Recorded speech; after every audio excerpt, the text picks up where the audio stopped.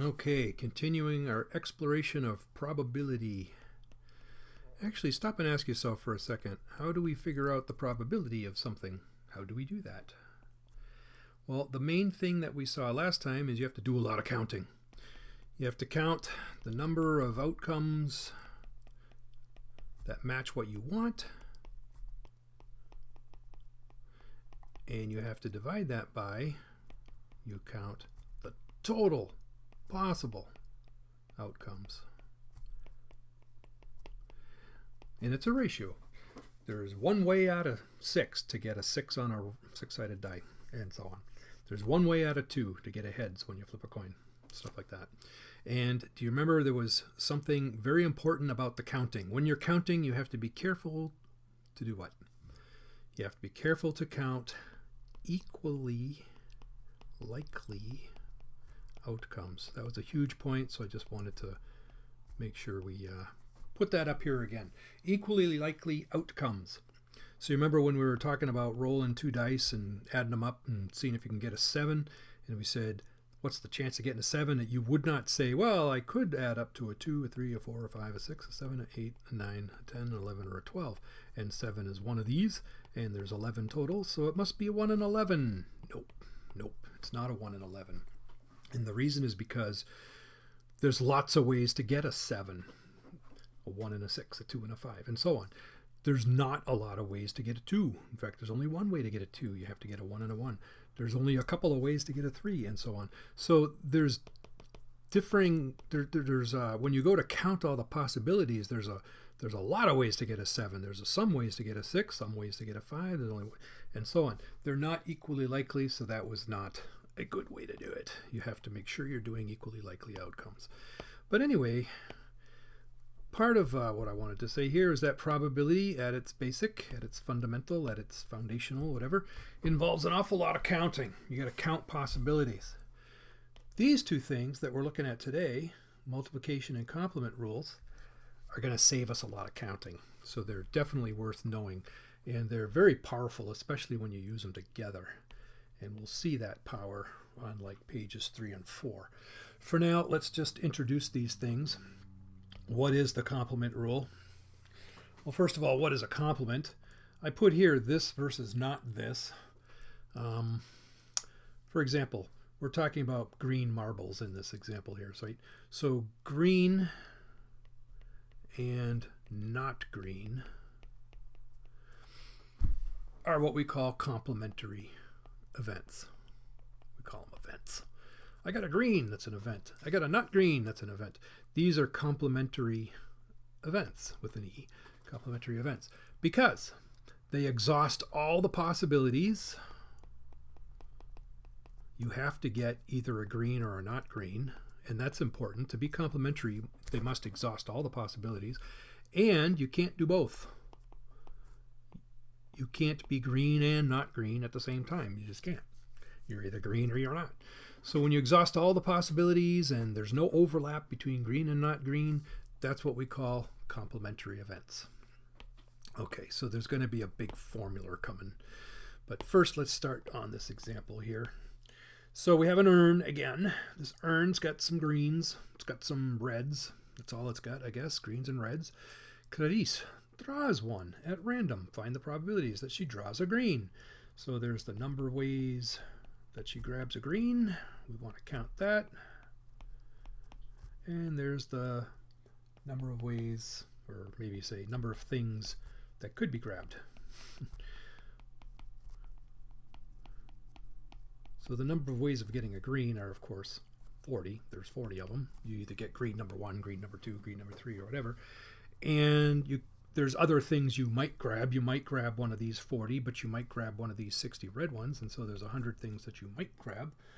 And so the probability is 40 out of 100, which is rather convenient because that's 40%, right? Over 100 means percent. Or 0.40, or if you did reduce the fraction, you'd end up with 2/5. So it's a 2 in 5 or 40% chance of drawing a green. Now, drawing a not green. I'm not going to count. I'm not going to count this time. I don't have to count. Why? I've already got a number to work with. I've done plenty of counting for this problem. What are we going to do? She does not draw a green marble. Okay, so here's the idea that we're going to use. It is green versus is not green. Exhausts all the possibilities.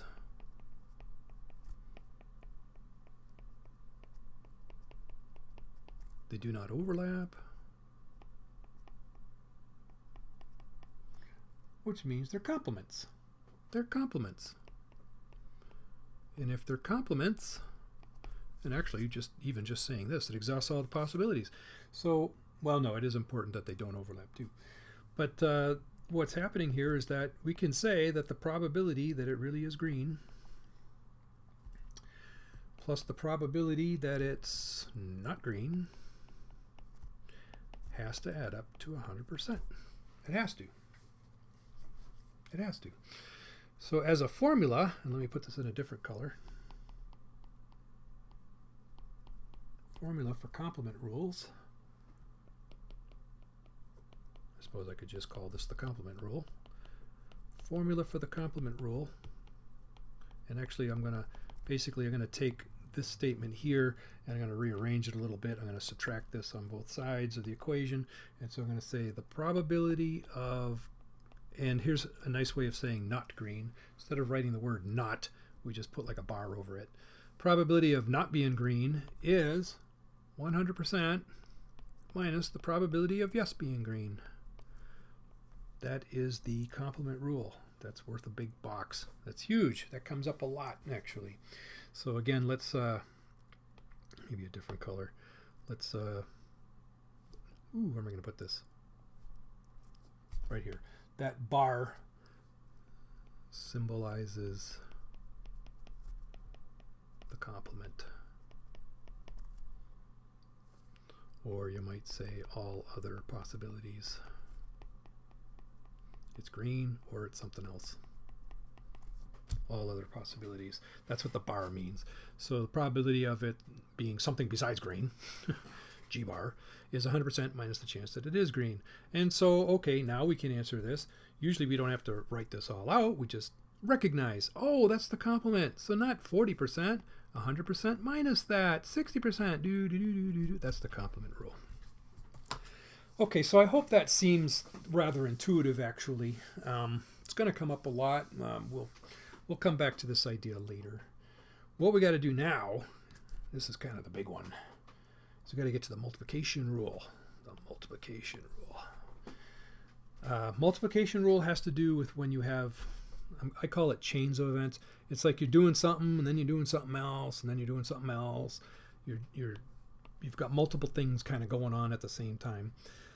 That's when the multiplication rule is usually going to be helpful. For example, flipping 3 coins. Biff is going to flip 3 coins. Work out the probability that it gets all heads. Now, I'm saying chains of events, like he flips a coin, then he flips another coin, then he flips another coin. He could, of course, flip them all at the same time if he wants, but you're looking at this coin, you're looking at this coin, you're looking at this coin. That's what's important, right? So anyway, he's flipping 3 coins. Work out the probability he gets all heads. Now I'm saving the multiplication rule for last, you might see, because first I want to give you a little more practice with the counting. There's a couple ways that we count that we will see again, so it's worth looking at this. It's worth understanding this. So work out the probability gets all heads. How? Let's use the tree method to map out all the possibilities. What's that? That looks like this. It's going to be more of a sideways tree, I guess. But I'm going to draw Biff. Here's Biff. And Biff has 3 things in front of him, three tasks before him. He's going to flip first coin.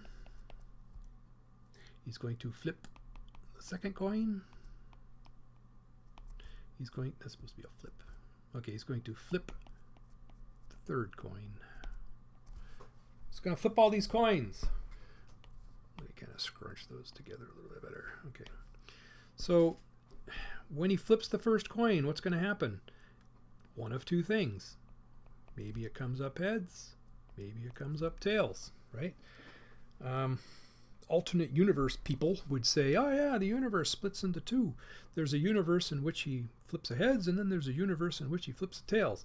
I don't know if we have to get that involved, but just the idea that there's two possible paths that Biff's little experiment, coin flipping experiment, whatever you want to call it, there's two different paths we could follow. It could be that he flips the heads. It could be that he flips the tails.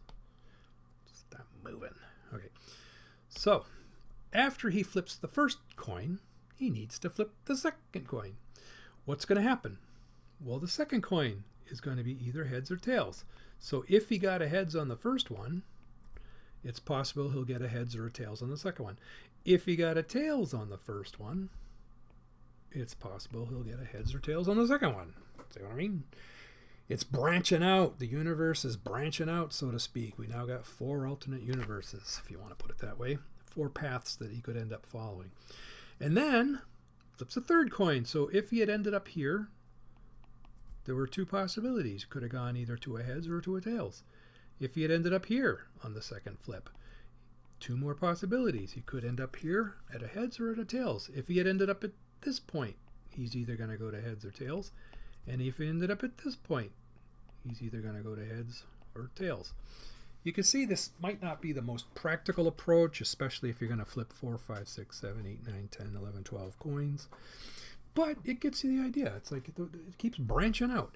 And then you can count. You can say, hey, look, there's 1, 2, 3, 4, 5, 6, 7, 8. There's 8 total paths that we could follow. So let's actually start writing some answers here. 8 different paths. Now that's mapping out all the possibilities. There's 8 different paths. There's 8 different possibilities. We wanted the probability that he gets all heads. So you have to look at these and say, well, that counts as getting heads, and then heads, and then heads again. All of the rest of these branches have at least 1 tails in them. So back to this. Only 1 path is heads followed by heads followed by heads. And so the probability of getting all 3 heads must be 1 in 8. 0.125. 12.5%. It's a 1 in 8. It's not a bad way to fly if you're only going to flip a few coins. Just make tree out, map it out, map out all the possibilities. There's another way I want to show you, because this I tend to oh, look what happened there. I didn't even know I had more colors. Oh well. I call it the Odometer Method. And I tend to use this one a lot more myself, so let's show you this one. Odometer, you got to think back to the old days when bicycles, you could buy a mechanical odometer. It actually had spinning wheels on it, so when you bought it, it was all zeros. And then when you went a mile, the wheel over there started spinning, and then by the time you got to 9 miles, the 9 wheel has to spin around to a 0, and then there's a peg on the wheel, so it grabs that one and makes it a 1, and so on. You got to be thinking in terms of one of those kinds of odometers, mechanical odometers. And then we don't have numbers, we just have heads and tails. We just have H's and T's. So let's think of 3 coins. Let's think of an odometer with 3 wheels. And heads, heads, heads is where you might start. Now this wheel over here spins to a tails. There's your next possibility. Then it has to spin back to heads because we ran out of faces already. And when it spins back to heads, it takes that heads and pulls it to a tails. Right? Every time you go back to heads, the pin catches. So this goes back to tails. Okay, now this one goes to heads, which pulls this one to a heads, which will pull this one to a tails. Okay, and then this will turn to tails. And then it turns back to heads, which pulls that one to a tails. And then that one goes to a tails. And then we're at the end, because I'd have to go back to tails, tails, heads or something, which I already have right here. So anyway, I got 1, 2, 3, 4, 5, 6, 7, 8. I got 8 possibilities. Only this one is heads, heads, heads, heads, heads, heads, heads. So again, the probability of getting 3 heads comes out to 1 in 8. Of course it does, it has to. Notice this too. This is kind of funky. See up here, this branch going heads, heads, heads, heads, heads, heads. This next branch, heads, heads, tails, heads, heads, tails. This next branch, heads, tails, heads, heads, tails, heads. It's an exact match. Matches wonderfully, okay? So the idea is whether you count it this way or whether you count it this way, you can map out your possibilities by making a branching thing, tree method, or you can list them by kind of thinking about the wheels spinning on your odometer. Anyway, you're counting possibilities, you're counting how many possibilities match what you're looking for, you're making a ratio. That's the same as yesterday, really. Multiplication rule. Okay, now for the main event. Oops, let's get a good color for the main event. This is when the spotlights should be going around town here, lighting up the sky and going back and forth. The main event, right here. So again, notice that the multiplication rule, this is something you use for a chain of events. And we kind of have a chain of events because there's 3 coins here. So the 3 coins, or the 3 events, are the 1 coin, the 2 coin, the 3 coin. Now what's different here is we're going to think in terms of the probability that the first is heads. This is what makes it a little different. The probability that the second is heads. The probability that the third is heads. Let's think about those instead. So we're not counting, we're thinking of probabilities. So the first one's going to be a heads. What's the odds? Well, or not the odds, the chance. It's a 1 in 2. It's either heads or tails. Heads is one of them. It's a 1 in 2. Now on the second coin, or on the second flip, it's the same 1 and 2, right? And one coin has nothing to do with the other coin. They don't interfere with each other in any way. So it's always a 1, 2, 1 and a half, 1 half, 1 half. Now, for all 3 events to happen in sequence, one after the other, you multiply the probabilities. Hence the name multiplication rule. You multiply the probabilities. So 1 half times 1 half times 1 half is, guess what? 1/8. Humongous smile. That is a nice rule. Saves you all the trouble of making that big diagram or that big list. You don't have to do any of that if you can just think in terms of, well, it's a 1 and 2, it's a 1 and 2, it's a 1 and 2. Doing it 3 times in a row is a 1 and 8. Done! Okay, that's the power of the multiplication rule. Oh, it's awesome. It's awesome. Can you tell I like it? It's awesome. Okay, page 2. We're going to keep using the multiplication rule, although I'm going to, at the same time, sort of introduce these 2 phrases, which are very important to know about and understand what they mean exactly. So we'll look at these 2 phrases as we continue to play with our multiplication rule. With replacement versus without replacement. So I've got these 2 examples. One is with, one is without. So this with replacement, what does that mean? Well, we're drawing cards. So it would mean that we draw a card and then we put it back and then we reshuffle. That's what it means. That's all it means. Draw a card, put it back, reshuffle. Okay, fine. There's our map of a deck of cards. We've seen that in the last lesson too. What's the probability that it draws 2 red cards? 2 red cards, a sequence of events. A red card and then another red card, right? It did say with replacement, so he's going to draw a card. He's going to put it back. He's going to reshuffle. So that's what the with replacement is telling us. So he's drawing a red card. What's the chance that he gets a red card? Well, the chance is basically 1 out of 2, right? Because half the deck is red. Half the deck is red. That's a 1 in 2 chance to get a red card. Put the card back, reshuffle, and guess what? The deck is still half red. So he's got a 1 1/2 times a 1/2. It's a 1/4, which of course is a 0.250, which is 25.0%. So that's how you do that kind of thing. So it's multiplication rule again in action. Trying to draw 2 aces. How many cards are aces? Well, I'm gonna say it's 1 in 13. Think in terms of counting columns, right? There's 1 column that's all aces, and there's 13 columns if you count them all. So, yep, it's a 1 in 13. to draw an ace. Draw an ace again. Well, the deck looks the same because you put the card back and you reshuffled. It's the same deck. It's a 1 in 13 again. And so you've got a 1 in 169, which is about a 0.00592 or 0.592%. Get the idea? 2 red aces. Well, how many aces are red? 2 of them, the ace of hearts and the ace of diamonds. So I'm going to just say there's 2 red aces in a deck of 52. And if you put them back and you reshuffle, then the deck's going to look exactly the same, and it's still going to be 2 in 52. And if you multiply those and reduce and all that, you'll end up with 1 in 676, 0.00148 or 0.148% chance. Okay, cool.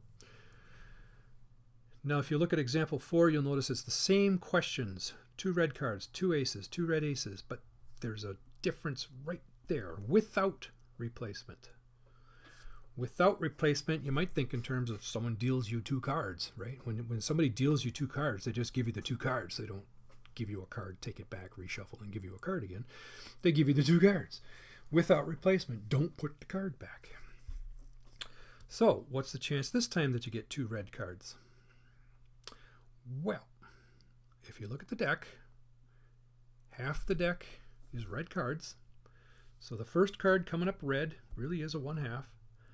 But then the deck changes for the second card.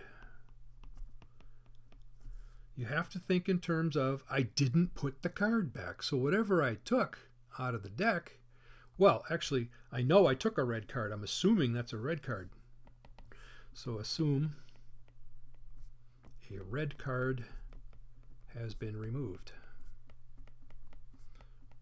This is called a conditional probability. You might remember that phrase from the last lecture.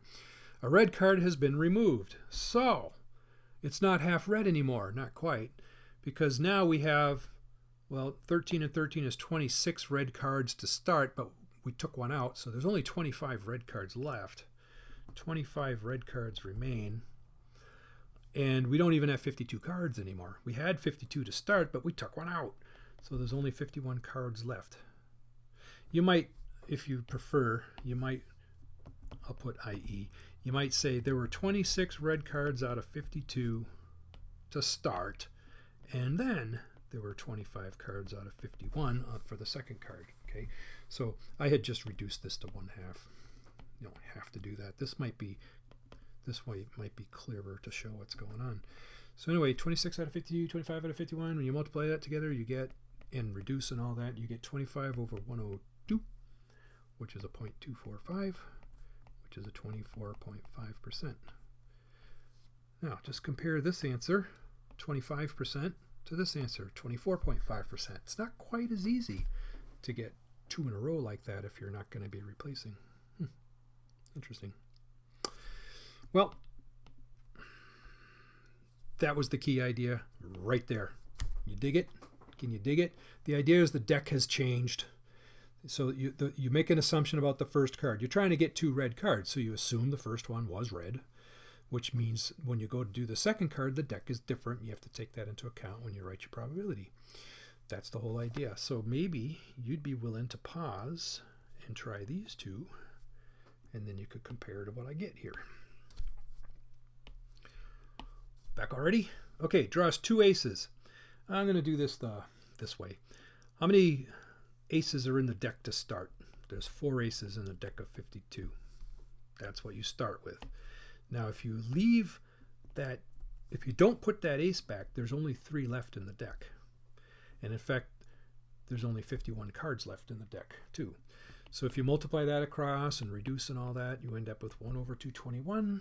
0.00452, 0.452%. How does that compare to 2 aces up here? 2 aces up here was like 0.6%. This is like 0.45%. So it's harder to do it when you keeping the first ace out. It's harder to get another ace than to do it twice in a row. 2 red aces. Well, to begin with, there are only 2 red aces in the deck, the ace of hearts and the ace of diamonds, in a 52 card deck. And if you leave that card out, there's only going to be one red ace left. I mean, again, you assume that you got the red ace. So there's only one red ace left.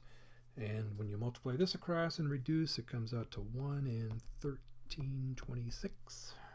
0.000754, 0.0754%.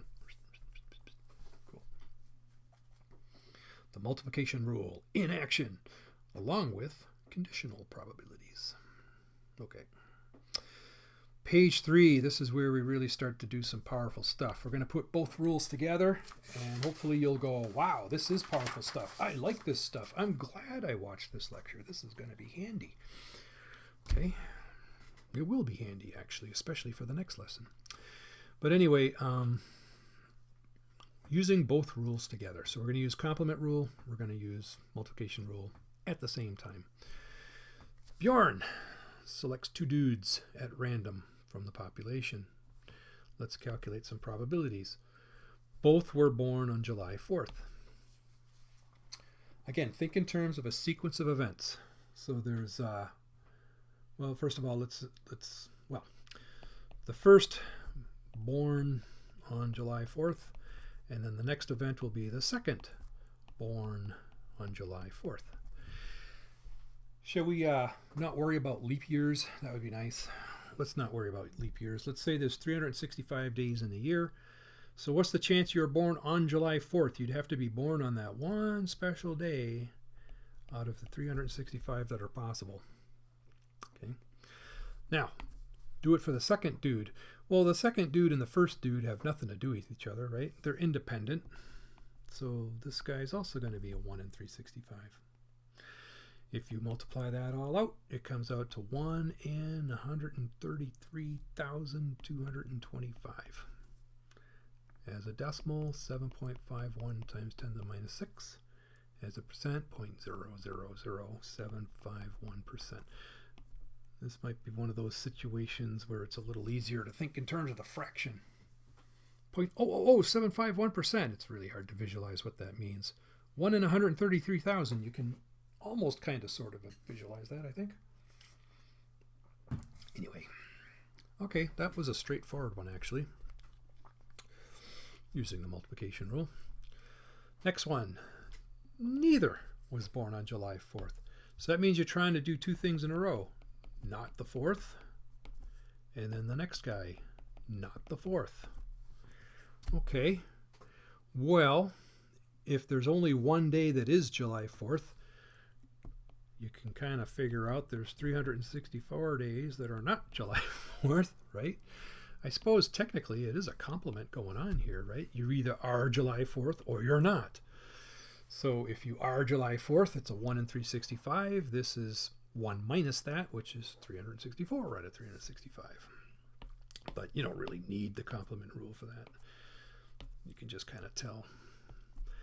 Now the second guy, same thing. Just, I don't care when you're born, so long as it's not July 4th. Any of those other 364 days is fine out of 365 total days. So here we go.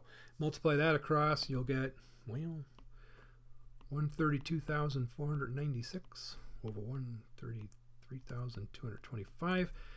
This might be an example when the fraction is not the best way to think about it. As a decimal, it's real easy to think about. 0.995, which is 99.5%.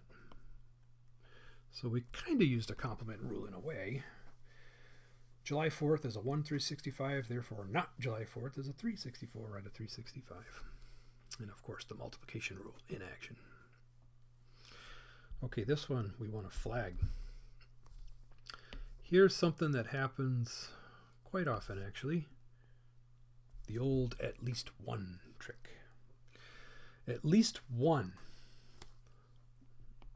That's kind of the same thing as some, right? Some of them. How many? I don't know. At least one, right?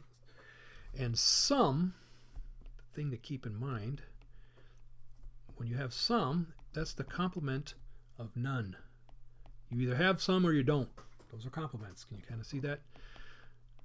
You either have some or you don't. So at least one means you have some. If you don't, that would be none. And those are complements. They're mutual. They exhaust all the possibilities. You can't be both. Blah blah blah. So again, this is an extremely common thing here. So at least one was born on July 4th. We're going to go 1 minus the probability that none or neither was born on July 4th. And the nice thing is we just calculated that up there, right? Neither was born on July 4th. You just said, he's not, multiply those together, and we got 0.995. That's the probability of neither. So the probability that at least one would be do the complement of that, and you would get 0.005 or 0.5%. Now that's slick, and that happens a lot. We'll see that again in the next two examples, in fact. Now this one's not really a complement rule or anything, but it's a good one. Both were born on the same date. Born on the same date. Now you might start going through your possibilities. Well, let's see, both on January 1st, both on January 2nd, both on January 3rd. You can see the problem kind of gets out of hand if you think of it that way. So what you do instead, stick to the idea of a sequence, first of all. Stick to the idea of a sequence. So one dude has a birthday, and then the other dude has a birthday, right? Okay. When do we need the first guy to have a birthday? Well, what we need is for them both to be the same date. Are we saying both on July 4th? No, we're not saying both on any particular date. We're just saying that they're both the same. When is the first guy going to be born? Well, we actually don't care. Any day will do. What we need is for the other guy to be born on the same day. So whatever day this guy's born on, this guy's born on the same day. So if the first guy is July 3rd, then the second guy's July 3rd. If the first guy is July 9th, then the second guy is July 9th. They have to be the same. That's what we need. So I love this one. The first guy, I don't care when you're born. It doesn't matter. All that matters is that this guy is born on the same day. Now the 365s are going to cross cancel. And so you're going to end up with 1 in 365, which is 0.00274, which is 0.274%. That one's pretty cool too.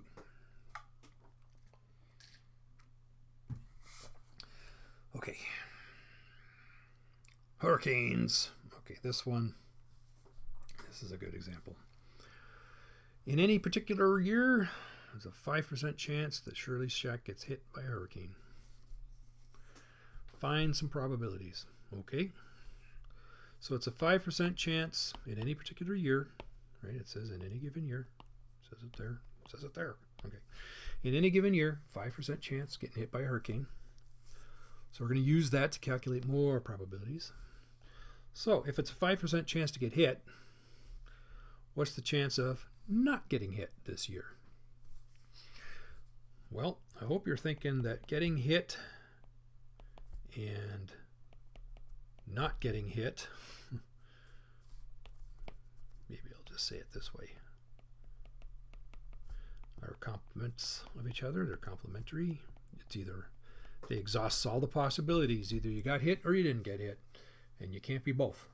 So if it's a 5% chance that you get hit, it must be a 95% chance that you don't get hit. They have to add up to 100%. Okay, so that's complement rule. You either got hit or you didn't. 5% you did, 95% you didn't. Okay.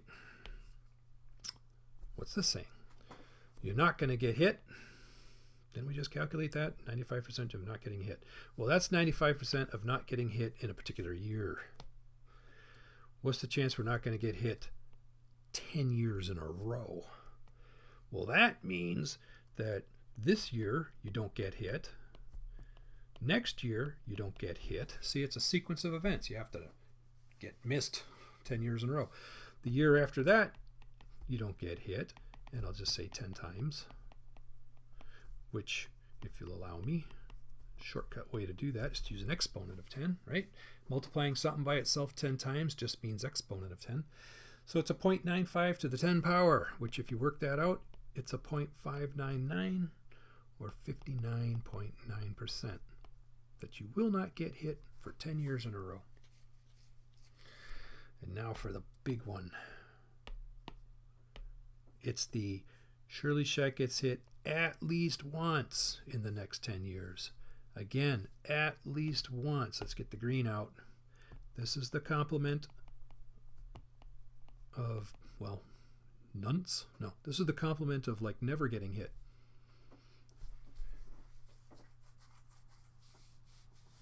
At least once. I can't even think of an example where I wouldn't do it by figuring out the complement.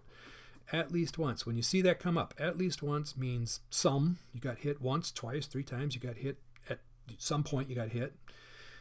And the opposite of that, so to speak, the complement of that would be that you never got hit. And we just calculated the probability that you would never get hit in 10 years. And so the complement of that, never getting hit in 10 years, is that you did get hit. At least once. You got hit. Somewhere in those 10 years you got hit. Maybe once, maybe twice, maybe all 10 times, whatever. But you got hit. So it's a 0.401 or 40.1% chance that you got hit. Okay. This is a good problem to digest. You'd want to look at this again. You'd want to think through it again, cover it up, try to do it yourself again, that kind of stuff. And here's the thing. Usually the way this question is posed is they tell you this part, hey, it's a 5% chance, and then they ask you this right away. So what's the chance that you're going to get hit at least once in the next 10 years? I kind of rigged this example to, in order to answer this question, you want to first come up with this, and then you can do this, okay? So let's reverse engineer this. Gets hit at least once. Okay, first, Pavlov dog response, drool. When you see at least once, think of complement of never, or nunts, or no times. It's the complement. It's the opposite, so to speak. Getting hit at least once means you were not missed 10 times in a row. That's easier to calculate, it turns out. I mean, if you tried to do this, let's not think of this a second. If you tried to do this directly, at least once, well, maybe I got hit the first year and then missed. Maybe I got hit the second year and then missed. Maybe I got hit the third year and then missed, and so on. Or maybe I got hit the first and the second year and then missed. Or maybe I got hit the first and the third year and then missed. There's all kinds of ways that you could get hit at least once. We don't want to be counting all of these possibilities and then putting probabilities on all of these possibilities. We don't want to do it that way. Just trust me, you don't want to do it that way, especially for 10 years. Yikes. So, hence my statement, it's a lot easier to think in terms of the opposite, or the complement, the never. At least once? No, think never. Now, if I'm never going to get hit, that means not hit, 10 times in a row.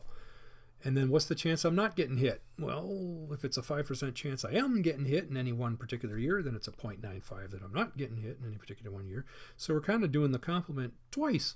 We use the complement, we say, oh, it's 5% chance to get hit, which means it's a 0.95 to get missed, which means it's this chance to get missed 10 years in a row. Complement again, that's the chance that I'm going to get hit at least once. Okay. Beauty problem. Beauty problem. One more. I think it's one more. Yeah, one more. This one's a little more on the QC side, I guess. Face masks. We're getting some face masks. They're being shipped in from Elbonia. And let's also assume that what they tell us is right and that there's a 99.99% reliability. That's a nice reliability, meaning that 99.99% of these masks keep out the germs or whatever. They work. Now that would mean that 0.01%, 100 minus that, are not going to work. They're going to be defective. Okay, so 99.99%, yes, it works. 0.01%, no, it does not work. Okay, that's our given information. Let's see, 3 questions. What's this? In a shipment of 10,000 masks, how many defectives would we expect? Expected value is a phrase you'll hear sometimes. It's just, how many are we expecting? This is basically just a straight math problem, because what we're expecting is 0.1% defective, right? Yep. 0.01% are defective. And so if you have 10,000 masks, the question is, how many is that? 0.01% of 10,000 is how many? Again, that's a straight math question. So you turn that into a decimal, you slide it back twice. Of means times, put the 10,000 here. When you multiply that all out, you get a perfect 1. We would expect 1. Now, when we say expect, you can be surprised, right? So it's possible that you won't get any. You'll get a shipment of 10,000 masks and they'll all be perfect. That could happen. You could get 2 or 3 defective masks. That could happen. But what we're saying is that overall, in the long term, if you keep getting shipments of 10,000 over and over and over, that's going to average out to 1 bad one per shipment. Okay, that's what expect means. Okay, cool. Now some probability stuff. What's the probability that no masks are defective? None of them. That it's a perfect shipment? Well, no masks are defective. That would mean I want the first one to be good. I'll think about the probability that it's good. I want the second one to also be good. I want the third one to also be good. And so on. 10,000 times.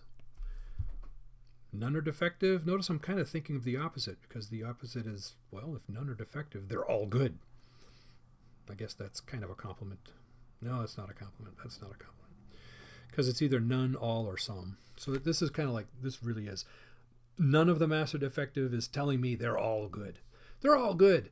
Well, it's a 0.9999 that any one particular is good. So I need a 0.9999 multiplying a 0.9999 multiplying a 0.999. Do it 10,000 times means the exponent is 10,000. So 0.9999 to the 10,000 power. I hope I did that. I did do that.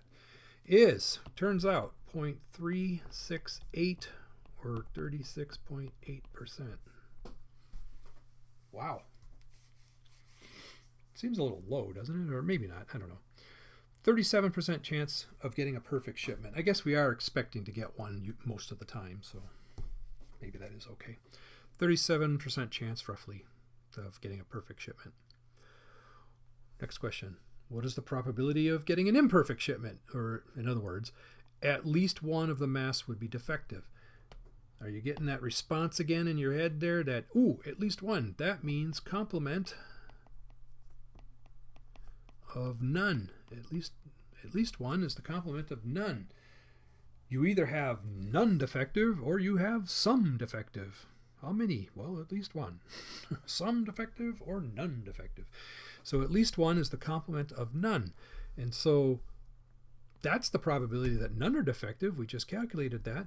So we can just go 1 minus 0.368. We end up with a 0.632, which is a 63.2%. Cool. So actually this structure of this problem was a lot like the last problem, right? It's a common structure. Usually this is the question we're interested in the most. It's like, what's the chance that we're going to get at least one bad mask? Well, again, at least one. Think of complement. Complement of none. How do you get none? Well, they'd all have to be good. So there's the chance that none are defective. 1 minus that gives you the chance that at least one. The opposite of none is some. The opposite of none is some, which means at least one. So it's 0.6, the complement. I shouldn't say opposite. I shouldn't say opposite. I should say complement. Because again, complement, we mean it's one or the other happens and not both. That's what we mean by complement. Okay, cool. That was a nice workout, I think. That was a good one. That is how should I say? That is 90% of what you need to be good with probability is what we've done in these first 2 lessons. The next lesson, we're actually going to start applying it to some distributions and stuff like that. So how do I turn this off? How do I?